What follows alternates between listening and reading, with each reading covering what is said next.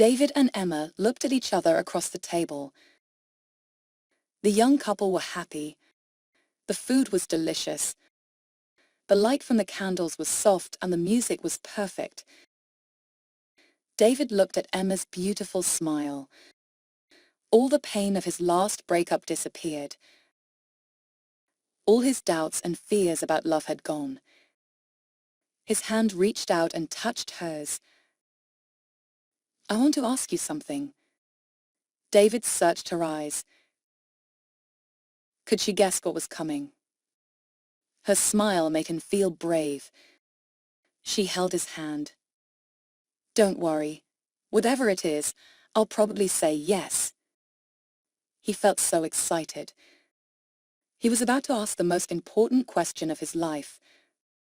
From the corner of the restaurant, a strange man watched them. He sat very still at his table. He held a menu, but he wasn't reading it. Instead, his cold eyes looked only at the young couple. Back at their table, David suddenly felt nervous. "Excuse me," he said to Emma. He pushed his chair back and went to the toilet.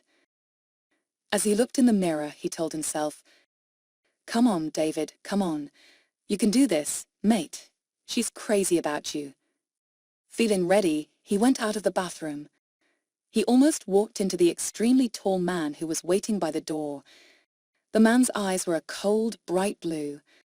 His face was pale with a sharp, pointed nose and thin, pale lips. "Oh, sorry," said David. "Which one?" the man hissed. He spoke with a strong and strange accent. David had never heard that accent before. For a moment, David was confused. Then he realized what the other man meant. "Oh, this one," said David, helpfully. "This is the men's toilet." David went back into the restaurant. He reached for the ring in a box in his pocket. It was time to ask her. The taxi ride home was wonderful. The happy couple discussed their future life together. They shared their sweet feelings about each other. "The night I asked you to marry me," said David. "The night I said yes," replied Emma. "Just think, our whole lives together, sharing, caring," he began. "Loving, giving." Emma finished his sentence. They smiled at each other in loving excitement. "You are so wonderful," said David. "And you're absolutely beautiful," said Emma. "I've never met anyone so lovely and kind. I'm so happy I could sing." They entered their block of flats, holding hands. A tall man watched them from the shadows. Which one? He asked himself. He watched the building. He was waiting for a light to come on to show him which flat was theirs. 1 minute passed. 2. There it was.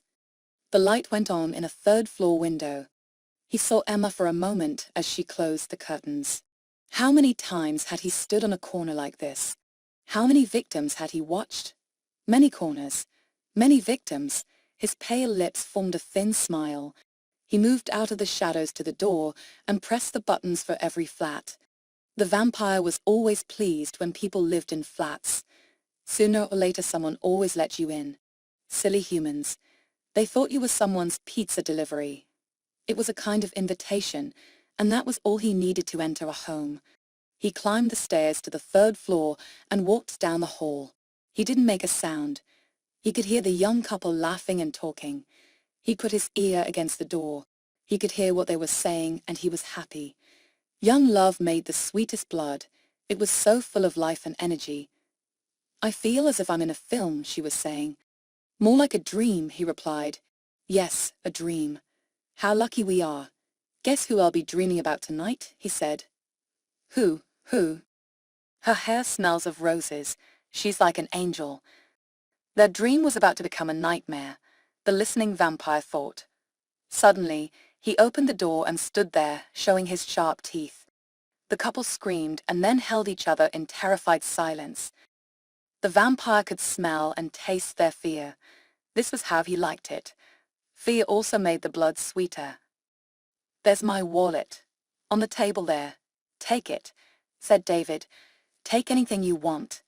"I will take anything I want," the vampire replied. "Fine, fine. We won't stop you, I promise. David cried. You won't stop me. I promise, replied the vampire. The light shone on the sharp teeth. A terrible thought came to David and Emma at the same time. Look at his teeth. Is he a vampire? Which one? The vampire hissed. It can be only one. The couple's eyes were big and afraid, their mouths open in horror. They held each other's hands and their stomachs filled with fear. Already tonight, continued the vampire, I have drunk from 3. One more, then I can sleep and feel young again. The vampire moved towards them. Instinct made David step in front of Emma to protect her. Emma gratefully held onto his back. The vampire wasn't in a hurry. He had plenty of time. Who should he attack? He asked himself. Which one? Thank you, Emma said quietly in David's ear, for what you're doing for me. Of course, my love. I'm here to protect you. He felt proud as he said the words. He could fight this vampire. All he needed was a piece of wood or something to push through the heart. He looked around for something. You're so brave to offer yourself, continued Emma. Sorry, asked David. What are you talking about? Oh, said Emma. I just thought that with your love for me and everything. David and the vampire looked at each other. Now listen, Emma. There is no doubt about my love for you. Really, she replied. She didn't believe him. But you can't expect me to just give him my life. I wasn't saying you should, she said. It's just one of our options, that's all. Well, think of another one, he shouted. Why don't you offer yourself to him to save me? The atmosphere in the room had certainly turned ugly.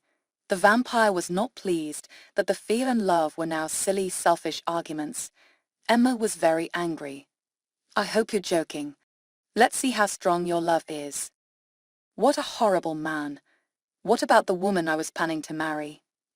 Offering me to a vampire like a bone to a dog.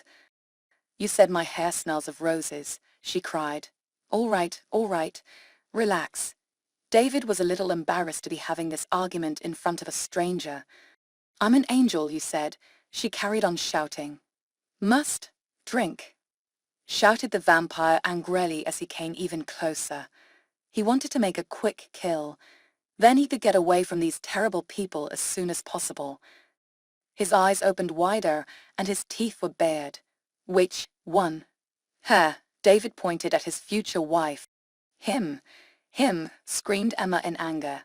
Please him. The vampire approached David. She's younger. Sweeter, said David.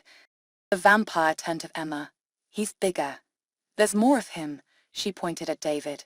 Suddenly, the vampire felt tired. He had been killing for many centuries. Listening to them was depressing. How could he feel good by drinking the blood of either of these disgusting creatures? He looked down at their terrified faces and shouted, "Bad blood." And with that he disappeared into the night air and left Emma and David alone together. Together, as they had promised, for the rest of their lives.